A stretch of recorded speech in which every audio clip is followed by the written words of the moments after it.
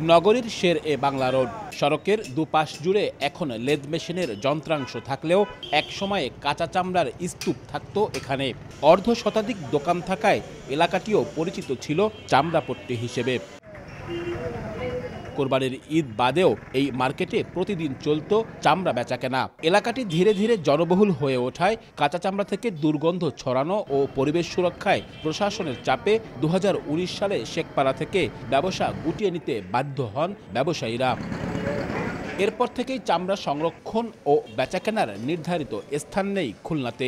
কোথাও সড়কের পাশে উন্মুক্ত স্থানে, নগর সংলগ্ন 0 পয়েন্ট এলাকায় অস্থায়ীভাবে চামড়া জড়ো করেন তারা। কোরবানির সময় বিপুল সংখ্যক চামড়া নিয়ে বিপাকে পড়তে হয়। চামড়াটা সঠিকভাবে গুণগত মানও হচ্ছে না, সরকার হারাচ্ছে রাজস্ব আর আমরা হারাচ্ছি আমাদের পুঁজি। সব দিকে উন্নয়ন হচ্ছে, চামড়া সেক্টরের পরে এত অনীহা কেন সরকারের? জয় ব্রাইট লক টেকনোলজি সাধারণ পাউডারের তুলনায় দেয় দ্বিগুণ উজ্জ্বলতা, রিন অ্যাডভান্সড দেয় দ্বিগুণ উজ্জ্বলতা। ব্যবসায়ী সংগঠনের নেতারা বলছেন, প্রশাসনের উদাসীনতার কারণেই সম্ভাবনাময় এই শিল্পটি ধ্বংসের মুখে।